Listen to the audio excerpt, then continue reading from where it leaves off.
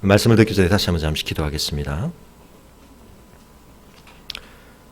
말씀으로 천지를 지으시고 오늘도 그 말씀으로 우리의 삶을 인도하시는 아버지 하나님, 이 시간 저희의 심령에 주님의 그 말씀으로 다시 한번 통치 능력을 드러내어 주시고 우리의 마음에 흑암과 공허와 혼돈을 몰아내시며 하나님의 말씀으로 새로움을 덧입게 하사 주님 안에 힘을 얻어 일어서는 저희들이 될 수 있도록 말씀하여 주시옵소서. 감사를 드리고 우리 주 예수 그리스도 이름으로 기도합니다.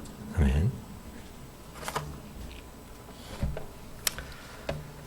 저희가 계속해서 성경의 첫 책인 창세기를 통해 하나님께서 하나님의 나라를 어떻게 이루어가고 계시는지 우리 좋은나무교회 첫 역사의 장에서 우리가 함께 묵상을 하고 있습니다. 하나님께서는 창세기 12장부터 한 사람 아브라함을 부르셔서 그의 인생을 상대하시며 온 세계를 향하여 하나님의 뜻을 펼쳐가실 일들을 하나씩 하나씩 이루어가고 계십니다. 이 아브라함이 우리에게 중요한 모델이 될 뿐만 아니라 그 하나님의 구원 역사를 이루어가는 첫 언약의 파트너로서 대단히 중요하게 소개되어지고 있는데요.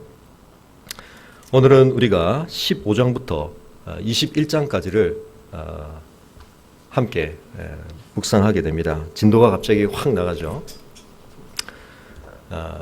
요즘은 드라마도 너무 전개를 느리게 하면 시청률이 떨어진다고 하는데, 그래서 너무 지루해지기 전에 진도를 끝내고자 하는 것이 아니라 이 한 호흡 안에서 우리가 살펴볼 중요한 주제가 있기 때문입니다.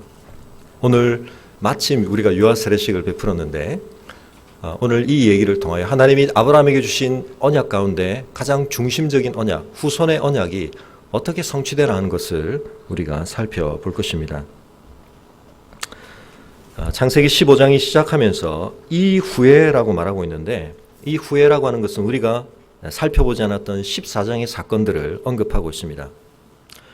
좋은 땅을 조카들에게 양보하고 자신은 여전히 척박한 산지에서 안정되지 못한 유목 생활을 지속하고 있었는데, 바벨론 지역의 그돌라오멜 주도로 4개국의 연합군이 롯이 들어가 살고 있는 소돔성을 점령하고 그 부녀와 가족들을 포로로 잡아갔다는 소식을 아브라함이 전해 듣게 됩니다. 이 사건 속에서 우리는 하나님께서 아브라함을 어떻게 한 걸음 한 걸음 하나님의 언약의 파트너로 성숙시켜가고 계시는지 읽어보게 됩니다. 조카 롯을 구하기로 결심했다는 것 자체가 아브라함의 성숙을 보여줍니다. 왜 그렇습니까? 인간적으로 생각하면 야속하고 얄미울 수 있는 조카입니다. 삼촌보다 먼저 자기의 살 길을 택해서 가버린 조카입니다. 속으로 꼴 좋다, 그런 선택을 하더니 고생 좀 해봐야 한다라고 생각할 수도 있는 상황일지 모르겠습니다. 그러나 아브라함은 생명의 위협을 무릅쓰고 구출 작전에 돌입하고 승리하여 그 조카를 구해내게 됩니다. 아브라함이 성숙해 있는 것입니다. 이 과정에서 토착 부족들, 마므레와 에스골과 아넬에 있는 토착 부족들을 설득해서 동맹 세력으로 포섭해 자신이 길러온 사병 318명과 함께 전쟁을 수행했다고 말합니다. 그는 소수의 이주해온 거류자에 불과했습니다. 이미 그곳에 터를 잡고 있던 사람들에 비하면 자신은 아직 낯선 이방인이었습니다. 하지만 그가 토착 세력들을 그들의 이익과는 별 관계가 없는 전쟁의 동맹군으로 얻을 수 있었다는 것은 아브라함의 인격과 지도력의 성숙을 보여주는 것입니다. 그는 전쟁에서 승리를 거두고 전리품을 취할 수 있었습니다. 이 동맹군에 의해 점령당했던 소돔 왕은 이 전쟁을 통해 거둔 전리품 전부를 아브라함이 취해도 된다고 말했습니다. 그러나 그는 이 소돔 왕, 이 사람은 그렇게 성숙한 왕은 아니었던 것 같은데 이 왕의 용병처럼 취급받는 것을 거절합니다. 그는 오히려 물질 문제에 의연하고 자유롭고 너그럽게 대범한 모습을 취합니다. 그 전리품을 내가 받지 않겠다. 그는 현실적으로 차지하고 누려도 괜찮은 물질과 땅에 대한 집착에 있어서 애굽의 경험을 통해 하나님의 약속을 붙드는 자다운 성숙한 모습을 보여주고 있는 것입니다. 기근을 피해 애굽으로 피신하고 아내를 누이라고 속이며 자기 생존의 씨름에 급급하던 모습에서 성장하고 있는 아브라함의 모습을 보여줍니다. 14장쯤만 이르러도 왠지 아브라함은 이미 하나님과 동행하는 삶 속에서 우리와는 격이 달라져 있는 그런 모습으로 보여지기도 합니다. 그러나 그의 내면 속에, 그의 영혼 속에 불현듯 영적인 침체와 두려움과 허탈감이 찾아들었던 것 같습니다. 조카 롯을 구하기 위해 참여한 이 전쟁, 비록 승리를 거두기는 했지만 그돌라오멜 동맹군의 보복 공격이 언제 또다시 자기의 삶을 공격해올지 모른다는 그런 예상, 그것이 그를 두려움에 빠지게 했는지도 모르겠습니다.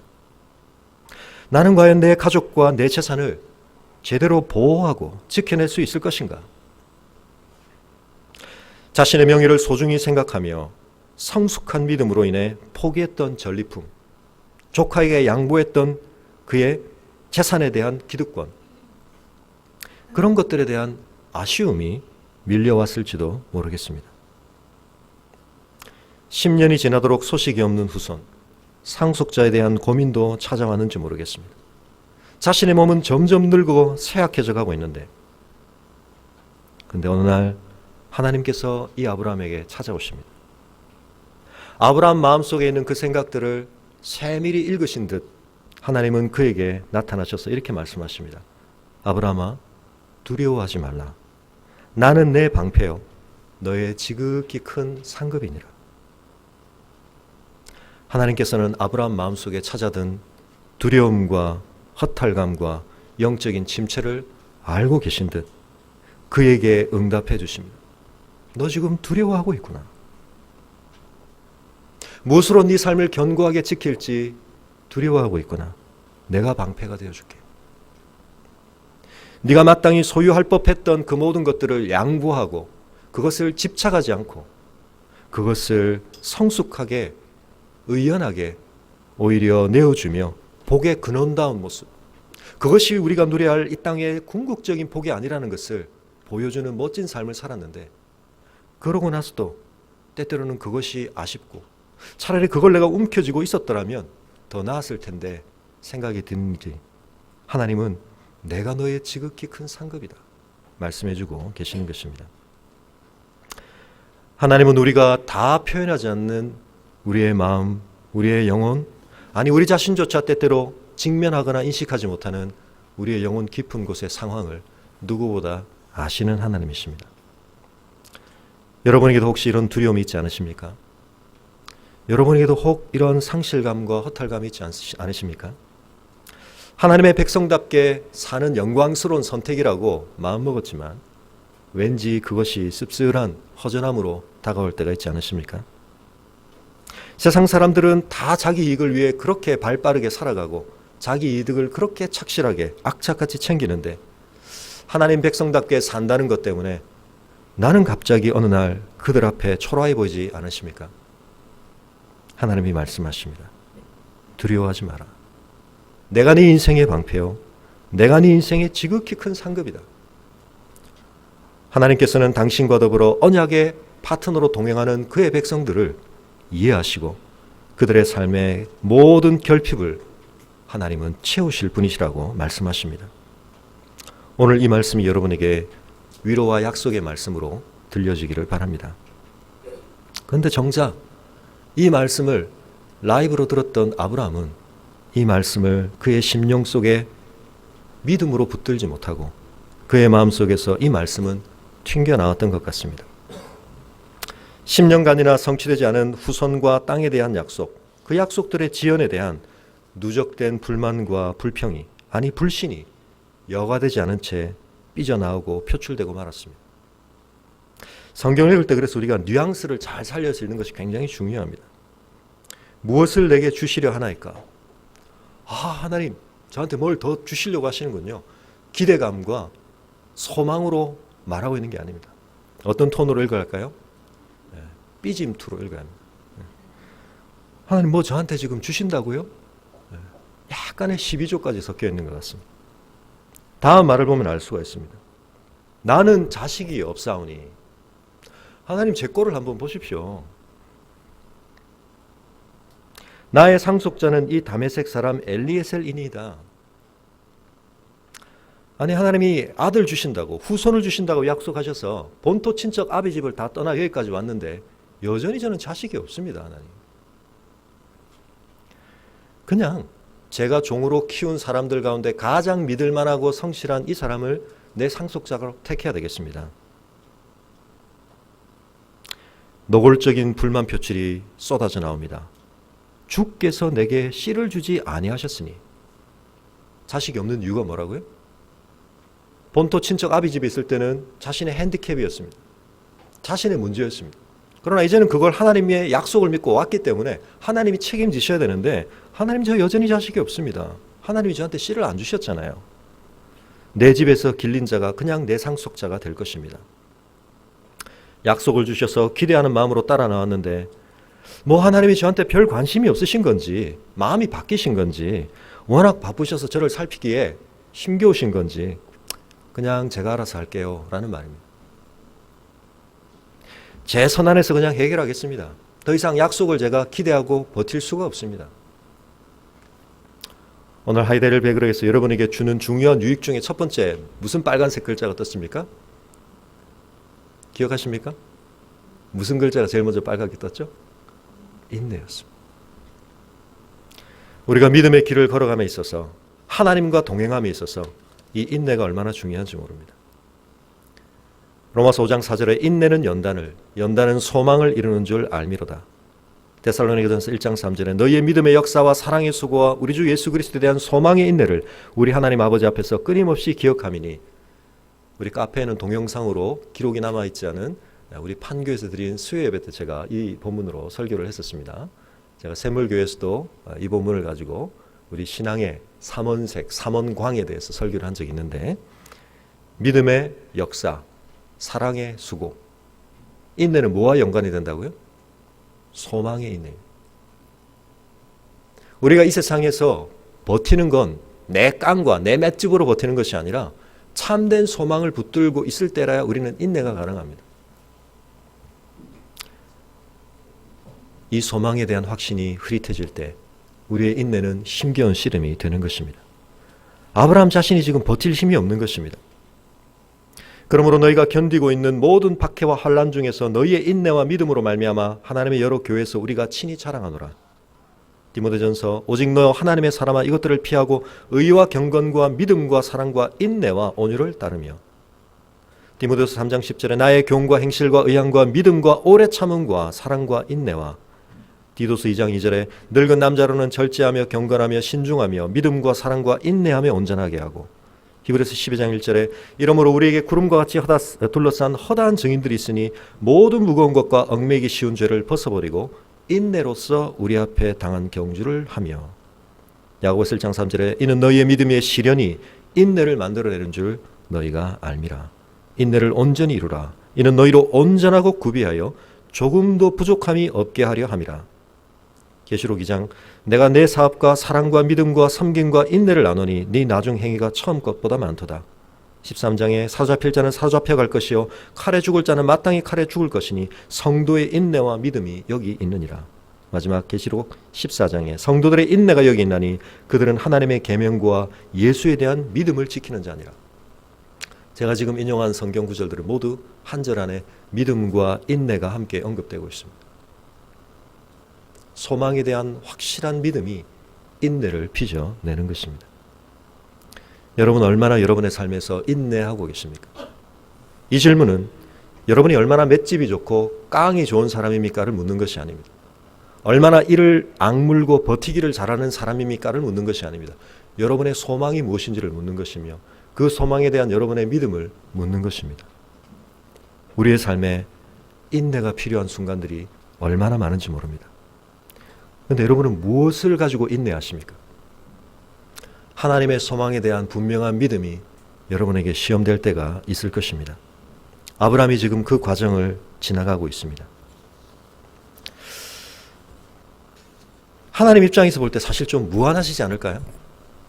하나님이 그의 마음을 읽으시고 나타나셔서 우리 어린이들을 위해서 좀 표현하자면 짠 하고 나타나셔서 어린이 주일에 어린이날 어제 우리 아버지들이 그러신 분들이 계시죠. 짠 하고 이제 선물을 주시는 것입니다.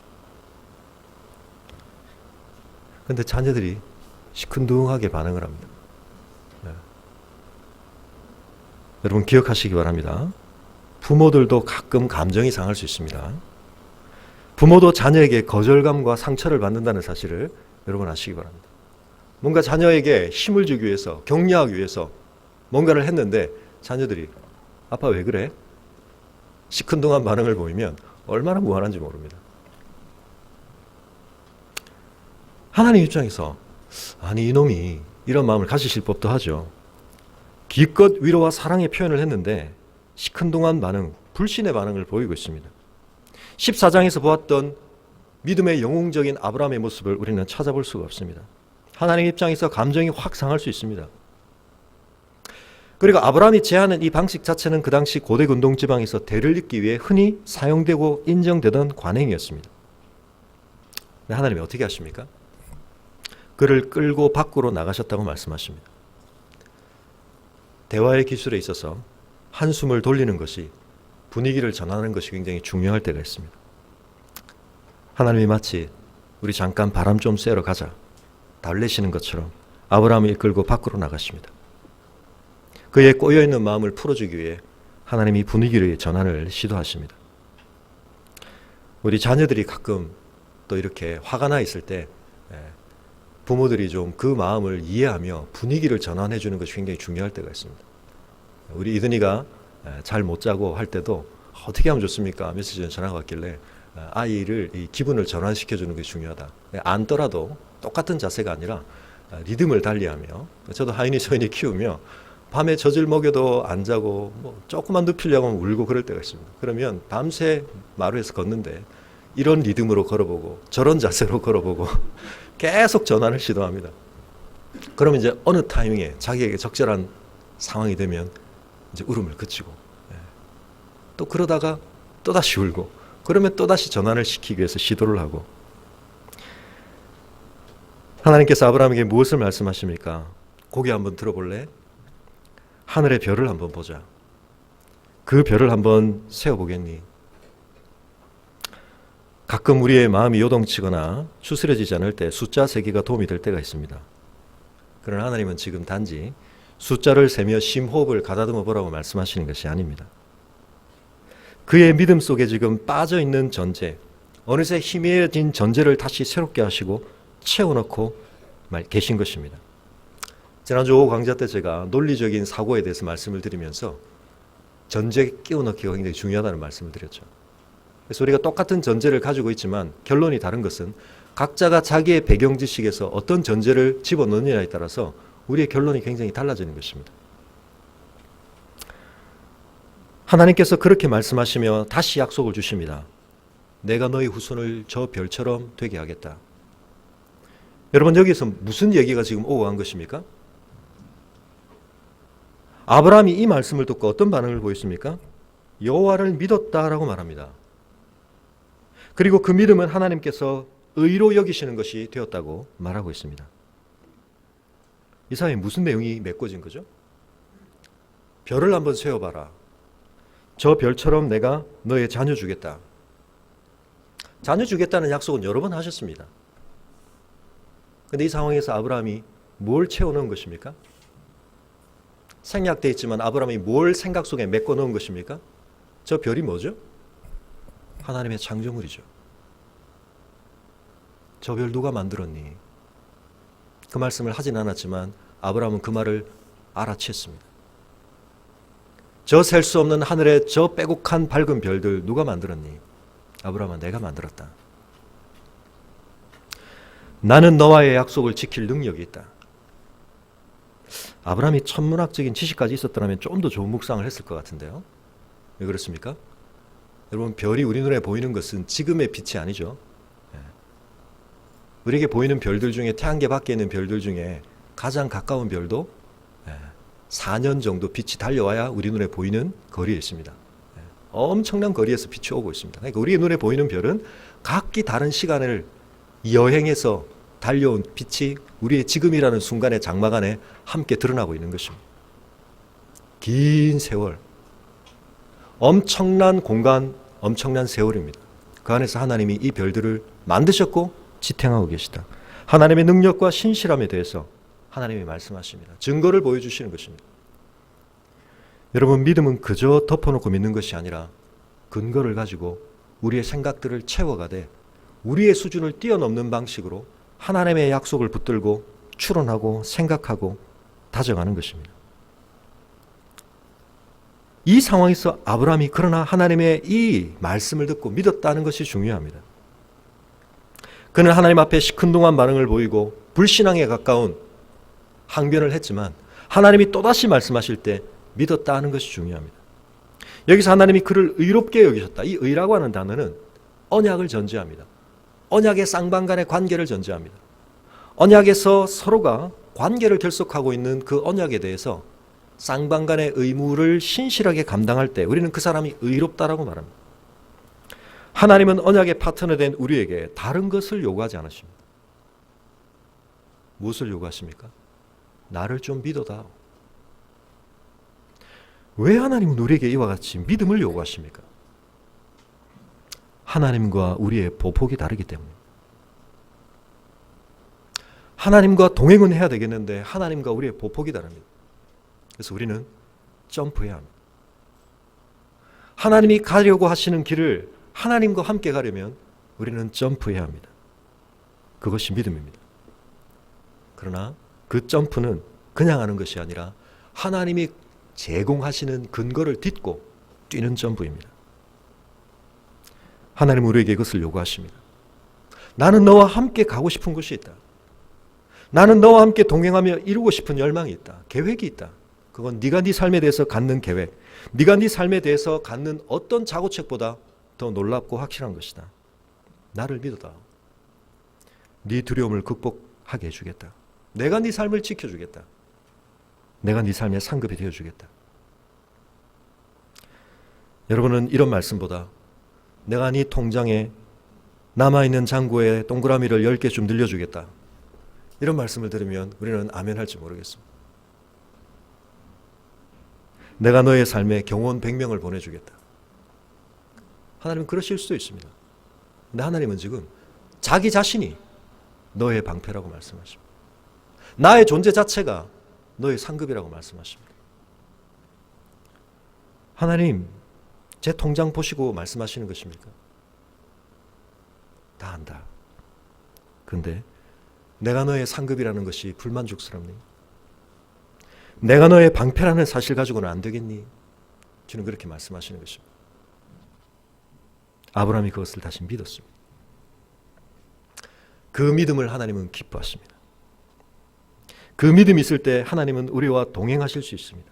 우리는 우리의 제한된 보폭을 뛰어넘어 점프하며 하나님과 멋진 동행을 할 수 있는 것입니다.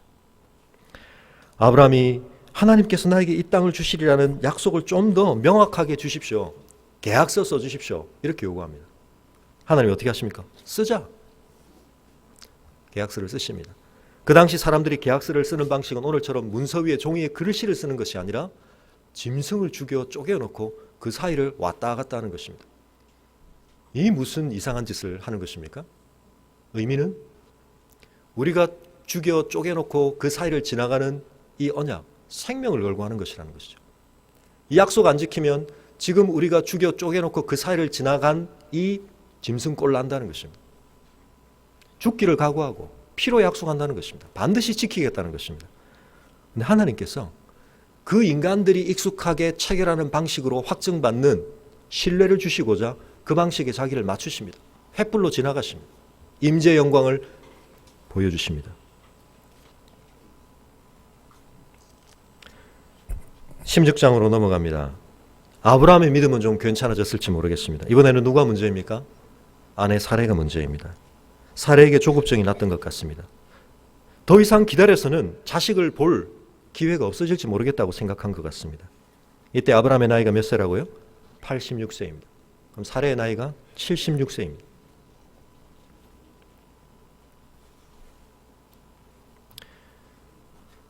어떤 방법을 씁니까? 여전히 그 당시의 풍습을 따랐을 때 받아들이고 인정 가능한 방식을 제안합니다. 내 여종과의 관계에서 아이를 낳아서 그를 우리의 아들 삼읍시다. 오늘 우리의 관점에서는 좀 희귀한 제안인 것 같지만 성경 안에서는 하나님께서도 인정하셨던 방식입니다. 야곱의 12아들, 이스라엘 12족장들이 이와 같이 태어났습니다. 아브라함이 받아들입니다. 그러나 조금만 생각했더라면, 나중에 하나님이 명시적으로 말씀하시지만 생각해보면 사실 하나님이 아브라함의 자녀가 태어날 거라고는 하셨지만 누구와의 관계에서 태어난지는 규정을 안 하셨다고 볼 수도 있죠. 그죠? 우리가 이렇게 약간 불명확한 것에는 여지없이 우리의 방법과 생각을 밀어 넣으려고 할 때가 많습니다. 그런데 조금만 생각해보면 어떤 사건을 가지고 추론할 수 있습니까? 애굽에 내려갔을 그때 하나님이 어떻게 하셨죠? 공의로운 하나님의 이름에 약간의 먹칠이 될 수 있을 만한 과정을 하나님이 감수하시며 사라를 기어코 아브라함 옆에 갖다 놓으신 것은 뭡니까? 이 약속이 아브라함과 사라 사이에서 성취될 것을 하나님이 말씀하신 것이라고 볼 수 있습니다. 그러나 성급한 판단을 아브라함이 따랐을 때 이 과정에서 생긴 이스라엘 문제는 이 가정을 극심한 어려움 가운데로 몰아넣습니다. 이 안을 제안했던 사라 자체가 아들을 품었다고 자신을 업신여기는 종 하갈로 인해서 분을 품게 되고 아브라함에게 바가지를 긁게 됩니다. 톤을 잘 살려서 읽으셔야 됩니다. 심한 바가지를 긁습니다. 여호와께서 당신과 나 사이에 판단하시기를 원하노라 막 이렇게 하면서 고조된 목소리로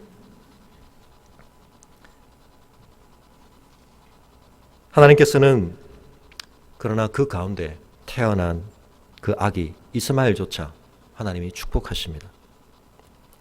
17장으로 넘어갑니다. 16장 끝에서 17장 한 절이 넘어가는데 세월이 몇 년 흘러갑니까? 13년이 훌쩍 넘어갑니다. 여러분 말이 13년이지 이 13년 동안 여전히 아들을 기다리고 있는 아브라함의 심정을 한번 생각해 보십시오.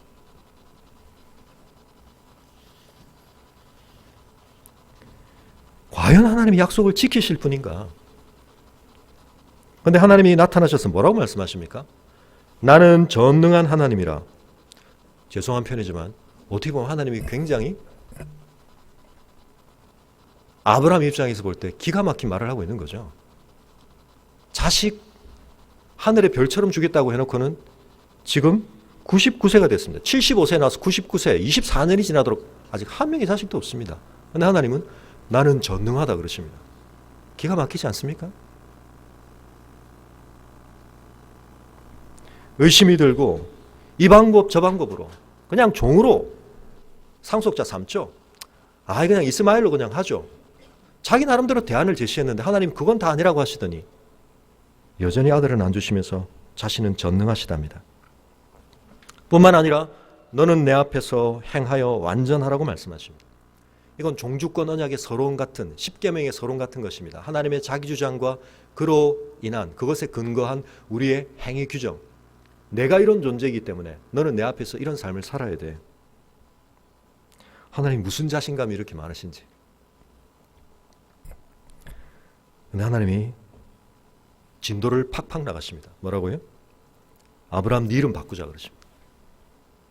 아브라함을 아브라함이라고 하자. 너는 이제 열방의 아버지다. 민족들의 아버지다.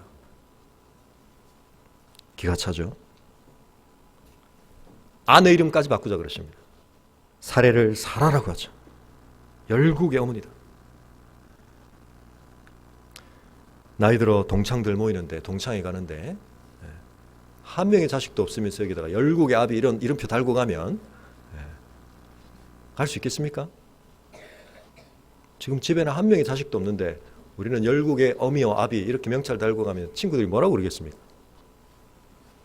늙더니 노망이 났나 그러지 않겠습니까? 이름이라는 건 자기만 부르는 게 아니죠. 남들에게 이제 나를 그렇게 부르라는 건데 나를 이제 열국의 아버지라고 불러라.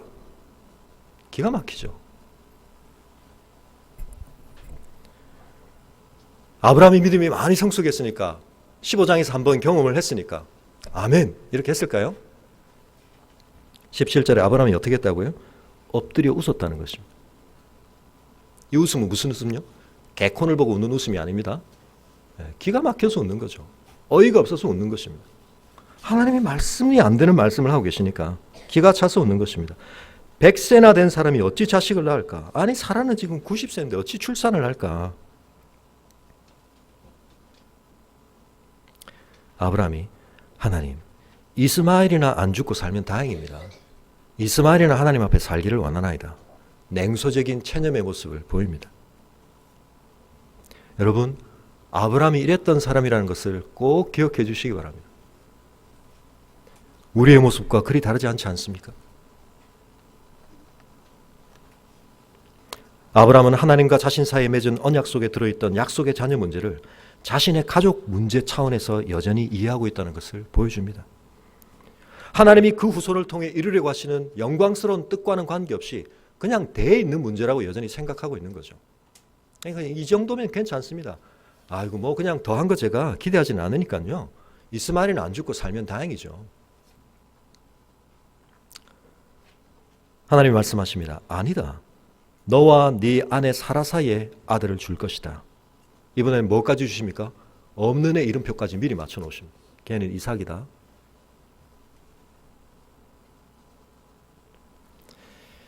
하나님께서는 우리가 만족할 수 있는 수준 이상의 계획과 기대를 가지고 우리를 초청하신 것입니다. 제가 지금 몇 주에 걸쳐서 아브라함 이야기는 항상 앞에 제목을 뭐라고 붙이고 있습니까? 하나님의 초청. 그러나 아브라함뿐만이 아닙니다. 믿음으로 하나님 앞에 살아가는 인생 모두가 하나님 앞에 이 초청을 받고 있습니다. 어떤 초청이요? 여러분이 그리고 계획한 여러분의 인생의 어떤 그림보다 영광스러운 놀라운 그림을 하나님은 함께 그려가자고 우리를 초청하고 계십니다. 그런데 그 과정 속에서 하나님은 우리가 그 동행에 걸맞는 그 언약의 파트너에 걸맞는 모습으로 성장하기를 원하십니다. 그런데 그 성장을 위해서 하나님은 때때로 무엇을 하십니까? 우리가 생각하는 수준의 만족을 지연시키십니다. 오늘 다시 한번 이 영상을 어린이 주일을 맞이하여 여러분에게 보여드립니다.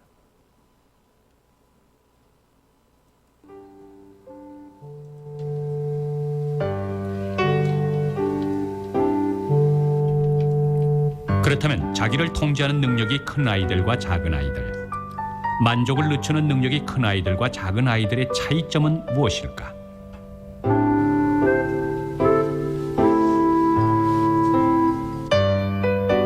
기다리지 못하고 사탕을 금방 먹어버린 아이들의 경우 한 가지 큰 공통점은 사탕에서 눈을 떼지 못한다는 것이었다.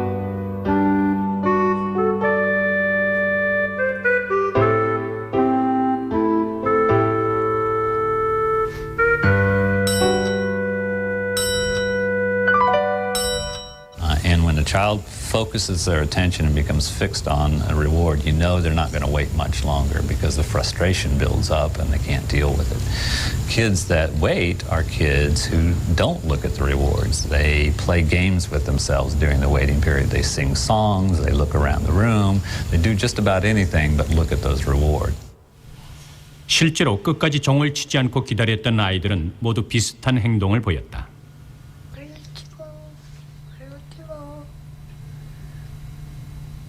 승태는 중얼중얼 혼잣말을 하고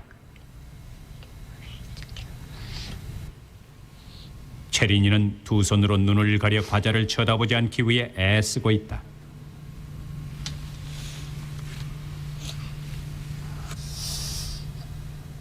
그런가 하면 성민이는 종에 비친 모습을 보며 장난을 치고 있다.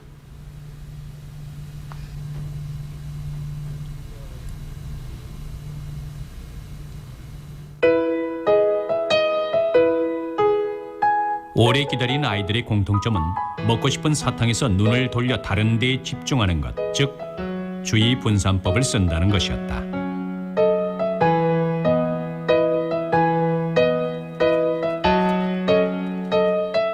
그런데 아이들마다 만족을 지연하는 능력의 차이가 나는 이유는 무엇일까? 연구에 의하면 선천적인 기질 차이 못지않게 중요한 요인이 바로 부모와의 관계다.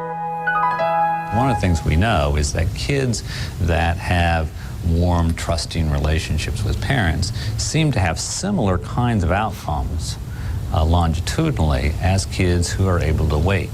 And so we're beginning to think there might be a kind of common factor in that parental relationship with what's going on with our kids that are waiting in these experiments.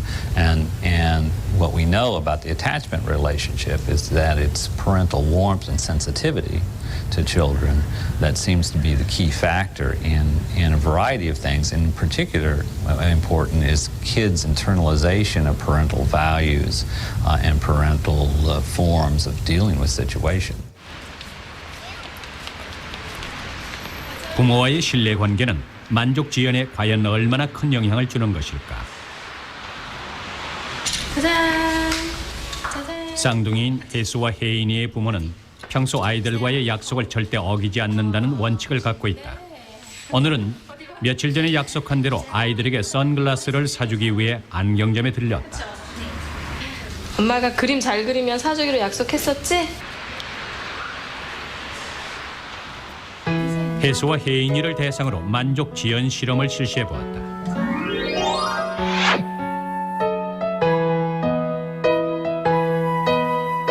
두 아이 모두 눈앞에 먹을 것을 두고 10분 넘게 유혹을 참아냈다.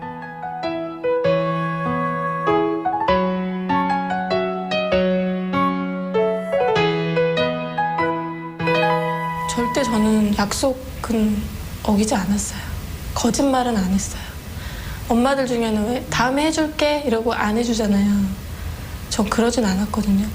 약속을 하고서는 그 약속을 지키지 않는 경우에 그러한 경우들이 계속 반복되게 된다면은 이 아이는 그 다음에는 그렇게 만족을 지연시킬 이유를 찾지 못하게 됩니다. 즉 내가 이렇게 만족을 지연시켜서 좀 그 결과를 이후에 큰 결과를 얻기 위해서 기다린다 하더라도 이후 그 약속이 지켜지지 않을 거기 때문에 즉 신뢰라든지 기대가 제대로 형성되지 않기 때문에 결국은 만족 지연 실험에서 실패하는 그러한 아동들이 많습니다. 네. 만족 지연에 성공하느냐 못하느냐, 그것을 참아내느냐 아니냐는 지금 당장의 보상물보다 약속된 그것을 더 가치 있게 여겨하고 그 가치가 내 삶에 주어질 것을 더욱 분명하게 확신해야 합니다. 내 눈앞에 그것이 보여지고 있다는 감각적 경험이 제공하는 확실함보다 훨씬 더 확실하게 그게 내 마음에 와닿아야 합니다. 근데 아이들에게 그걸 가능하게 하는 채널을 누가 만든다고요? 부모가 만드는 것입니다. 부모와의 애착관계가.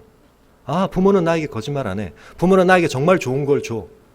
지금 이게 나에게 너무 좋아 보이지만 부모는 나에게 더 좋은 분이야. 그분 자체가 나에게 좋은 분이야. 나의 방패요, 나의 상급이셔. 더 좋은 게 있을까요? 보면서 혹시 부모를 쿡쿡 찌르고 있는 자녀들이 있다면 여러분, 그런 부모가 되기가 쉽지가 않습니다. 그러나 우리가 노력해야 합니다. 하나님께서 지금 아브라함을 데리고 뭘 하고 계십니까? 왜 하나님이 지금 아들을 왜 안 주십니까? 우리가 볼 때도 답답하지 않습니까? 하나님 이만쯤 되면 좀 주시죠. 하나님이 능력이 없으셔서 그러신가요? 아닙니다. 하나님이 지금 만족, 지연, 능력 향상을 하고 계시는 것입니다. 뭘 위해서요? 그와 더불어 이뤄가기 원하시는 영광스러운 언약의 지평에 아브라함을 데려가기를 원하시는 것입니다. 내가 너에게 주기 원하는 것은 그저 네가 본토 친척 아비 집에 있으면서 그토록 컴플렉스로 느꼈던, 네 인생의 쓰라린 결핍이라고 느꼈던, 보란듯이 나도 아이 있어요, 자식이 있어요, 대를 이을 남자예요 라는 말 하는 정도가 아니야. 나는 너와의 관계에서 이 온 피조세계에 대한 내 통치를 회복하는 영광스러운 뜻을 이루기를 원한다. 여러분, 하나님 앞에 이 지평을 보실 수 있기를 바랍니다. 하나님이 여러분의 삶에 뭔가를 지연하고 계십니까? 고통스러우시죠? 그러나 여러분, 믿음의 인내를 키워가시기 바랍니다. 하나님께서 내 삶을 반드시 영광스럽게 하실 것을 믿으시기 바랍니다. 쉽지 않지만 그 믿음이 우리에게 너무나 중요합니다.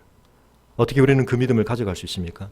때를 따라 하나님의 말씀을 의지해야 합니다. 다시 한번 확인해 주시고 다시 한번 언약을 확증해 주시는 하나님의 말씀을 거듭거듭 붙들지 않으면 우리의 방법이 나옵니다. 우리의 대안이 나옵니다. 우리 수준으로 다시 하나님의 약속을 깎아내려버립니다. 이스마엘이나 살죠 뭐. 하나님이 이름표 막 맞춰주시고 하나님이 이렇게 말씀하시자 다시 하나님을 믿는 마음이 아브라함 속에 생깁니다. 이번에는 아브라함이 믿었다라는 명시적인 언급은 없습니다. 그러나 그가 믿었다는 걸 어떻게 알 수 있습니까? 그가 행위를 통해 말하고 있습니다. 어떻게 해요? 하나님이 할례 제도라는 걸 주시는데 할례는 뭡니까? 남성의 생식기에 표피를 베는 건데 하나님이 생명의 주관자이시며 그 후손들이 하나님의 구별된 백성임을 뜻하도록 그의 후손들에게 주신 규례입니다. 근데 그걸 아브라함이 어떻게 했다고요? 행하기 시작했다는 것입니다. 하나님의 약속을 믿었다는 것입니다. 18장으로 넘어가서 이번에는 하나님의 천사가 아브라함에게 방문합니다. 정오의 시간에는 팔레스타인 지방에서는 사람들이 이동을 하지 않습니다. 정오에 누군가가 옮겨 다닌다는 것은 긴급한 임무를 띠고 있다는 것을 의미합니다. 긴급한 임무를 띈 이 사람들을 아브라함은 성심성의껏 환대합니다. 복에 근엄다운 모습이죠. 나그네들을 영접합니다. 자기 자신이 나그네의 삶을 살기 때문에 낯선 사람들을 환대하며 대접합니다. 이 사람들이 전한 가장 중요한 소식은 무엇입니까? 사라에게 자녀가 있을 것이라는 것입니다. 17장에서 아브라함이 웃었습니다. 그런데 이 소식을 사라가 곁에서 엿듣고 있었습니다. 장막 밖에서 엿듣고 있었습니다. 들었습니다. 어떻게 반응했습니까? 12절에 속으로 웃었다. 내가 노쇠하였고 내 주인도 늙었는데 내게 무슨 즐거움이 있으리요? 아브라함이 생각했습니다. 나는 나이가 늙었고 생리가 끊어졌습니다. 하나님이 말씀하십니다. 여호와께 능치 못한 일이 있겠느냐? 기한이 이를 때 네게로 돌아오리니 사라에게 아들이 있으리라. 왜 사라가 웃느냐? 사라가 듣고는 뜨끔해가지고 저 안 웃었는데요. 그러니까 아니 네가 웃었다. 근데 여러분 결국 하나님이 어떻게 하십니까? 우리가 읽었던 21장에 아들을 주십니다. 그러고는 이름을 이삭이라고 합니다. 이 이삭이라는 이름의 뜻은 뭐죠? 웃음과 관련이 있습니다. 사라가 이 이름을 받을 때 아브라함도 이 이름을 저장해 놓긴 했는데 그들의 마음속에 그것은 어이없는 웃음이었습니다. 아브라함도 그랬고 사라도 그랬습니다. 그러나 사라가 그 아들을 받고서야 뭐라고 말합니까? 하나님이 나를 웃게 만드신다. 이 웃음은 뭐죠? 하나님의 은혜에 대한 넘치는 감격의 웃음입니다. 듣는 자가 다 나와 함께 웃으리로다. 기가 막힌 일을 하나님이 행하셨다. 여러분 그 사이에 아브라함이 소돔의 죄악의 문제와 관련된 하나님의 놀라운 중재자 역할을 하는 성숙을 보여줍니다. 그런데 20장에 기가 막힌 일이 하나 있습니다. 뭐죠? 아비멜렉과의 관계에서 아브라함이 우리에게는 실수로 보이는 일을 또 반복하고 있습니다. 그런데 문제는 이 실수가 그가 하나님의 부름을 받고 행했던 첫 번째 실수와 너무 유사합니다. 지역만 바뀌었습니다. 대상만 바뀌었습니다. 어떤 실수입니까? 그의 생명의 위협을 피하기 위해 아내를 또 누이라고 속이는 것입니다. 우리는 의아합니다. 어떻게 아브라함이 그럴 수 있나? 아니 이쯤 되면 지금 진도가 기초 제자반이 아니고 사역반을 마쳤는데 어떻게 이럴 수가 있나? 근데 여러분 이게 인생입니다. 어떤 성경 신학자들은 이럴 수가 없기 때문에 이거는 같은 사건을 반복해 쓴 것이다. 사람이 어떤 존재인지를 몰라서 그런 거죠. 우리가 얼마나 연약한지를 몰라서 그러는 것입니다. 하나님의 이 믿음의 연단을 거치고 이삭을 얻기 가장 마지막 순간에 범한 이 잘못. 그런데 하나님이 또 똑같이 아비멜렉을 하나도 책망 안 하시고 사라를 곁에 갖다 놓으십니다. 여러분 아브라함이 이삭을 얻은 이 믿음, 그는 한순간의 의심도 없이 하나님을 철석같이 믿으며 하나님의 응답을 따낸 사람이 아닙니다. 그의 믿음을 하나님이 북돋아주고 계십니다. 그는 포기하려고 합니다. 그는 딴 길로 새려고 합니다. 그는 그 약속과 무관한 삶의 길로 끊임없이 가려고 합니다. 그때마다 하나님은 붙들어 오셔서 나와 함께 이 길을 가자. 나를 믿어다오. 네가 잠깐 지금 덥석 물어서 먹으려고 하는 그것보다 내가 훨씬 좋은 걸 주려고 한다. 기다려다오. 나와 함께 가자. 연단하시고 훈련하시는 하나님이십니다. 여러분 하나님께서 지난주에 말씀드린 것처럼 우리가 볼 때는 이해가 안 될 만큼 1차적 모속 몰두를 경험하고 있는 엄마처럼 아기에게 온통 집중하고 계십니다. 왜 그러십니까? 하나님께 한 사람이 중요하기 때문입니다. 오늘도 하나님께서는 이 역사 안에서 당신의 나라를 위해 한 사람을 찾으십니다. 우리는 하나님께서 놀라운 능력으로 이 세계를 그냥 불과 바람으로 심판하시고 뒤집어 엎어주기를 원하시지만 하나님이 기대하시는 변혁을 이루기 위해서는 영혼이 변화된 한 사람이 필요합니다. 하나님의 파트너가 되도록 성숙한 한 사람이 필요합니다. 하나님의 언약을 하나님의 수준에서 바라보며 그 하나님과 함께 그 언약을 이루어갈 성숙한 믿음의 인내를 이룬 파트너가 하나님은 필요하십니다. 우리 좋은 나무 교회는 그런 하나님의 사람을 키워내는 교회가 되었으면 좋겠습니다. 우리 교회 차원에서 우리가 앞으로 감당해야 할 많은 일들이 있을 것입니다. 그러나 여러분, 그 일들이 결코 대체할 수 없는 것은 여러분 한 사람 한 사람이 하나님의 언약의 파트너 아브라함이 되어 성숙해가는 것입니다. 여러분의 믿음이 하나님 안에서 자라갈 수 있기를 바랍니다. 하나님께서 아브라함을 이토록 놀랍게 그래서 키우시는 것은 아브라함에게만 허락하신 은혜가 아닙니다. 하나님은 오늘 우리를 안아주기 원하십니다. 오늘 어버이 주일인데요. 사랑하는 자녀 여러분, 여러분만 주인공이 아니라 사실은 어린이 주일인데요.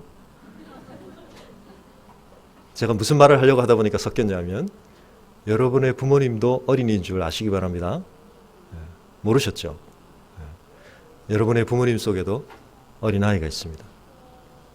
상처받은 어린아이가 있습니다. 충만한 충족을 경험하지 못한 여전히 결핍 속에 고착된 어린아이가 있습니다. 충분한 인정을 받지 못해 여전히 그 마음이 위축되어 있는 어린아이가 있습니다. 세상 속의 수많은 지위와 활동으로 자신을 그럴듯 포장하고 있지만, 강한 듯 보이지만 누구 앞에서도 울 수 없는 어린아이가 여러분의 부모들 속에도 있다는 사실을 아시기 바랍니다. 왜요? 99세나 된 아브라함 속에도 어린아이가 있었습니다. 하나님 앞에 너무나 어린아이 같죠? 그런데 하나님은 그걸 허용하십니다. 아니, 마음껏 어린아이 같으라고 말씀하십니다. 그래서 예수님은 너희가 어린아이와 같이 되지 않으면 천국을 소유할 수 없다고 말씀하십니다. 어린이 주일을 맞이하여 이 자리에 함께한 모든 어른 여러분, 하나님 앞에서 어린아이가 되시기를 축원합니다. 겸손히 하나님의 능력 앞에 자신의 삶을 의존하시는 여러분 되시기를 바랍니다. 아브라함이 누렸던 이 하나님의 품 안에서의 자라감이 우리에게도 필요하다는 사실을 기억하시기 바랍니다. 사회에서 내가 어떤 자리와 어떤 능력을 성취했는가와 관계없이 아브라함이 걸어야 했던 이 믿음의 여정이 우리에게 여전히 필요하다는 사실을 기억하시기 바랍니다. 우리가 자라가야 합니다.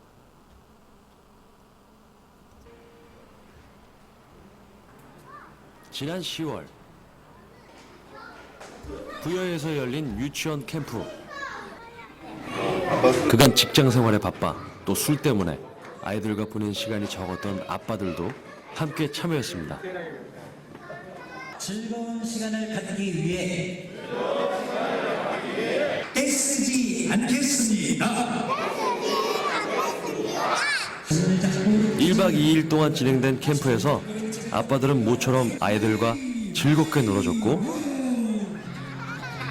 아빠 가슴을 뒤에서 아이들을 꼭 안아주는 시간을 가졌습니다. 가슴 그리고 아이가 커가면서 점점 줄어드는 게 바로 아빠와의 접촉입니다. 이 심장 소리를 자주 들어야 하는데 그동안 자주 못 들은 것 같습니다. 그냥 꼭 안아주는 것만으로 아이는 눈물을 흘립니다. 사랑하는 마음은 있지만 표현하는 방법을 잘 모르는 아빠들. 그래서 이렇게 따로 포옹 수업이 진행됩니다. 제가 저 알러지성 피부가 제일 힘든 게 뭐냐면 뼈 안 붙이는 거.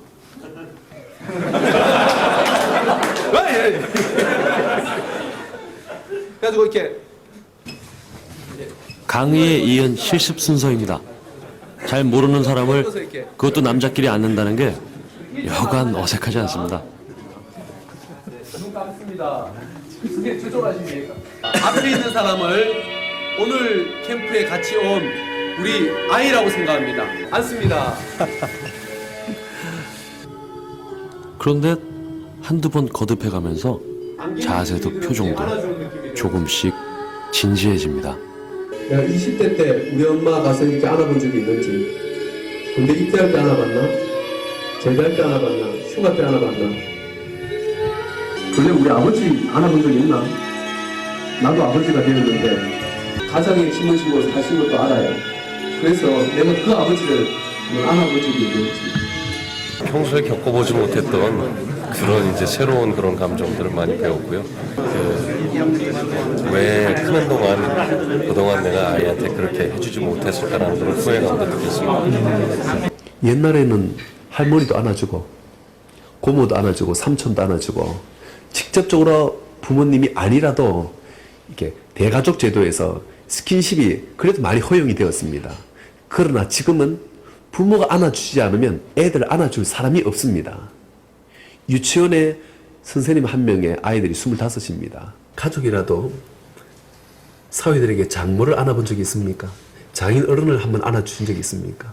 며느리에게 시아버지 안아보신 적이 있어요? 시어머니를 한번 가서 따뜻하게 안아본 적이 있습니까? 우연히 이곳에서 스쳐 지나간 너를 기억할 수 있어. 돌이킬 수 없는 시간과 멈출 수 없는 자리와 미워할 수 없는 사람.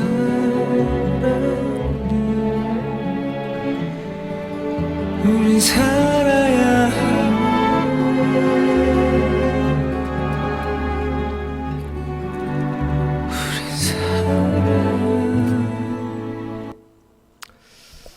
사랑하는 성도 여러분, 온 인류가 하나님의 품 안에 안겨 있어야 하는데 다윗이 시로 고백했던 것처럼 젖된 아이가 그 어미 품에 있음 같이 여호와의 품 안에 있어야 하는데 인생들은 그 품을 박차고 나와 자신의 손으로 자신의 능력 안에서 자신의 제한된 자원 안에서 모든 것을 헤쳐가겠다고 나섰습니다. 하나님께서는 이 반역의 역사를 회복하기 원하시되 그 모든 열방을 다시 그 하나님의 품 안에 끌어안는 대상으로 회복하기를 원하시되 한 사람을 택하셔서 그를 끌어안아 주심으로 그를 지극히 깊이 끌어안아 주심으로 하나님과 함께 파트너 되기에 너무나 부족한 그였지만 하나님과 맞닿은 그 포옹의 가슴을 통해 하나님다운 성숙과 하나님의 가슴의 계획 앞에 그의 삶이 연결되도록 하고 계십니다. 몇 년 동안요? 25년 동안. 아브라함의 입장에서 보면 야속한 세월입니다. 그러나 하나님은 아들 하나 주는 것, 그것이 아까워서가 아니라 더 중요한 열망이 있으시기에 너와 나의 가슴이 닿자. 네 삶을 통해 내 뜻을 품어다오. 네 삶의 자리를 내가 통치할 삶의 자리로 내어다오. 나와 함께 믿음의 걸을 사람으로 성숙해다오. 하나님 부르고 계시는 것입니다.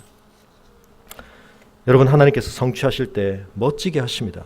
여호와께서 말씀대로 사라를 돌보셨고 여호와께서 말씀하신 대로 사라에게 행하셨으므로 사라가 임신하고 생리가 끊어진 아이를 낳는 것과 관련해서 죽은 자와 같은 여성이 아이를 낳았습니다. 말씀하신 시기가 되어 노년의 아브라함에게 아들을 낳으니 아브라함 멋지게 응답합니다. 어떻게 해요? 하나님이 이미 맞춰놓으신 이름표 이제 꺼내는 것입니다. 그에게 태어난 아들 곧 사라가 자기에게 낳은 아들을 이름하여 이삭이라 하였더라. 하나님이 붙인 이름으로 그를 부릅니다. 그 아들 이삭이 난 지 8일 만에 그가 하나님이 명령하신 대로 할례를 행하였더라. 손발이 척척 맞죠? 우리가 이 자리에 가기를 원합니다. 하나님과 동행하다가 기가 막혀 웃던 우리의 웃음을 감출 수 없는 즐거운 웃음으로 바꿔주시는 하나님을 여러분 바라보실 수 있기를 바랍니다. 우리 시간 우리의 자녀들을 내 품에 다시 한번 꼭 안아야 되겠다 마음먹으시기를 바랍니다. 그러나 여러분이 그러기 위해서는 여러분 자신이 하나님의 품을 다시 경험하셔야 합니다. 25년을 통해 하나님께서 아브라함을 어떻게 안아오셨는지 여러분 잘 기억해 놓으시고 다음 주 설교를 기대해 주시길 바랍니다. 이 시간 같이 기도하기 전에 찬송을 드리기를 원합니다. 우리의 삶에 많은 인내의 시름들이 있습니다. 우리가 그 인내를 어떻게 이루어가야 할 것입니까? 여러분은 어떤 약속을 바라보며 여러분의 삶을 버텨가고 계십니까? 하나님 말씀하십니다. 내가 너의 방패다. 내가 너의 상급이다. 하나님의 약속을 다시 한번 붙들며 주님, 지금은 연약하지만 지금은 부족하지만, 지금은 아직 어리지만 아브라함처럼 성숙해 가겠습니다. 주님께서 우리를 세우시는 그 자리에서 허미처럼 놀라운 주님의 영광으로 날개짓하는 그날을 바라보며 주님 이 길을 또한 달려가겠습니다. 우리의 결단의 고백으로 이 찬양 함께 올려드리기를 원합니다.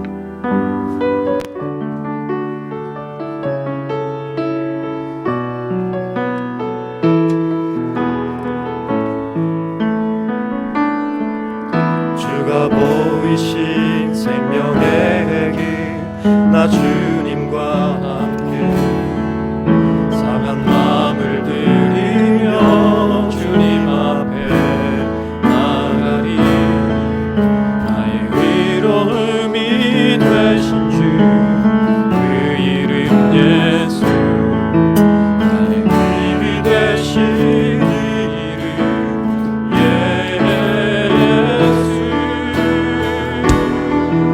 나의 길 오직 그가 하시나니 나를 단련하신 후에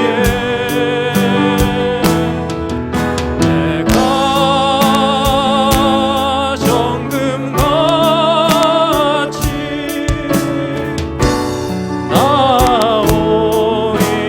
나오리라.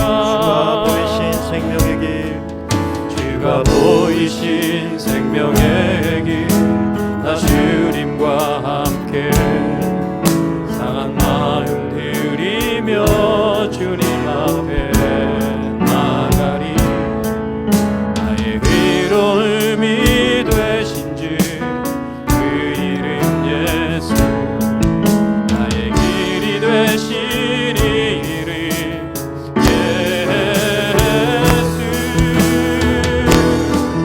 나의 길 오직 그가 하시나니 나를 단련하신 후에 내가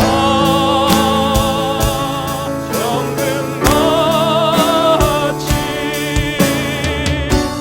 나오리라. 나의 길 오직 그가 하시나니 나의 길 오직 그가 하시나니 나를 단련하신 후에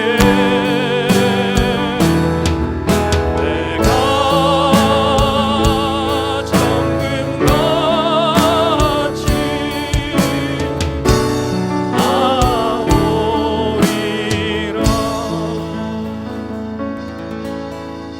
이 시간 함께 기도하겠습니다. 주님, 우리가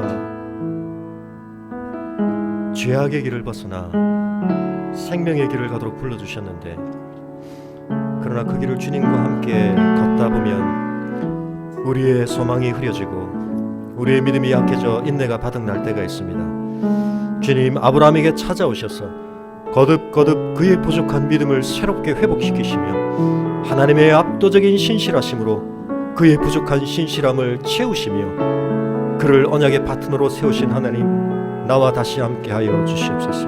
아브라함을 끌어안으신 그 품으로 우리를 끌어안아 주시옵소서. 주님과 함께 가는 이 길, 우리는 다 모르지만 주님이 아십니다. 그 약속을 바라보며 가겠습니다. 주님을 방패 삼아, 주님을 상급 삼아 이 길을 걸어가도록 우리의 믿음의 인내를 새롭게 하여 주시옵소서. 이 시간 함께 기도하겠습니다.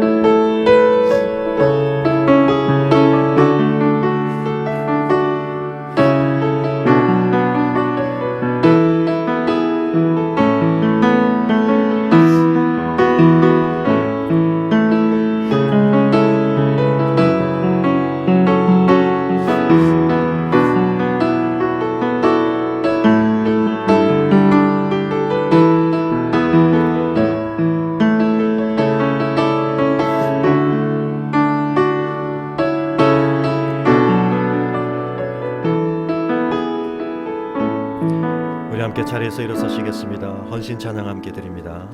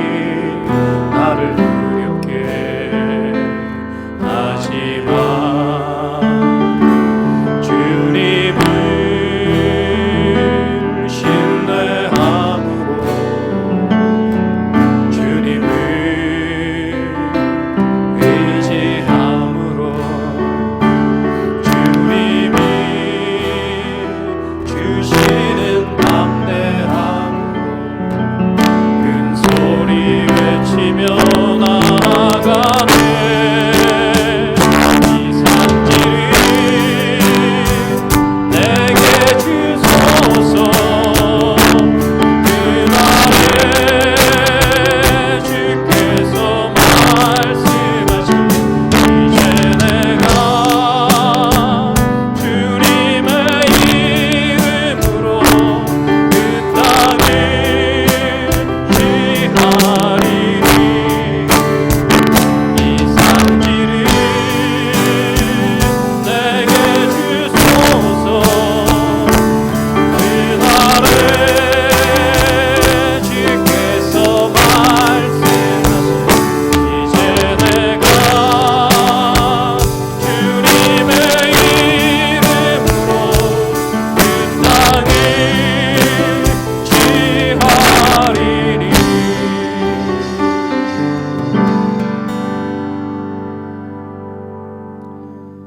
약속에 신실하신 아버지 하나님, 아브라함의 인생에 25년의 세월을 뛰어넘어 그에게 주신 언약을 온전히 성취하신 아버지 하나님, 뿐만 아니라 그 언약의 파트너 되었던 아브라함의 믿음을 인내 가운데 온전하게 빚어가신 아버지 하나님을 찬양합니다. 아브라함의 하나님 되신 그 하나님께서 오늘 우리의 하나님 되심이 우리에게 희망이며 용기인 것을 고백합니다. 내가 너의 방패요 내가 너의 지극히 큰 상급이라고 오늘 말씀하시는 하나님 앞에 주님, 저희가 시큰둥하게 반응하지 아니하고 믿음으로 응답하게 하여 주시옵소서. 우리의 삶의 인내의 씨름을 다시 한번 하나님이 공급하시는 은혜 가운데 감당하기를 결단합니다. 버텨가기 힘든 씨름이지만 주님 감당하겠사오니 이 길의 끝에서 주님이 이루기 원하시는 그 뜻을 성취하여 주시옵소서. 주님과 이 길을 끝까지 동행하기에 부족함이 없는 자들로 성령께서 우리의 연약한 믿음을 붙들어 주시옵소서. 끊임없이 우리의 방법과 우리의 옛 삶의 모습대로 돌아가려고 하는 우리를 붙드사 하나님 아브라함을 빚으신 그 손길로 우리를 그 품에 꼭 안으시고 새롭게 하여 주시옵소서. 우리가 다 하나님 앞에 어린아이와 같은